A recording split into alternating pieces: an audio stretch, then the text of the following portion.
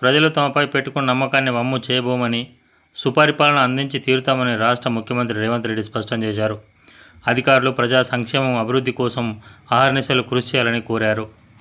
ప్రజాప్రతినిధులు, అధికారులు సమన్వయంతో అభివృద్ధికి సహకరించాలని ఆయన సూచించారు.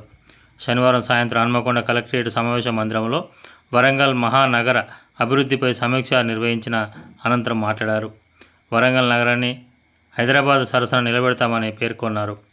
అడిగిన అన్ని నిధులు ఇచ్చేందుకు సిద్ధంగా ఉన్నామని, ప్రజాప్రతినిధులు, అధికారులు కలిసి వరంగల్ను అభివృద్ధి చేయాలని సూచించారు. వరంగల్కు వారసత్వంగా గొప్ప పేరు ఉందని, ఆ పేరును నిలబెట్టుకోవాలని పేర్కొన్నారు. సమ్మక్క సారక్క కాకతీయుల తెలంగాణ ఉద్యమ చరిత్ర వరంగల్కు ఉందని గుర్తు చేశారు.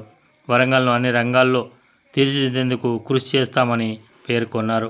హెల్త్ సిటీ, ఎకో టూరిజం, వివిధ విభాగాల్లో అభివృద్ధి చెందే ప్రణాళికలు రచిస్తున్నామని వెల్లడించారు.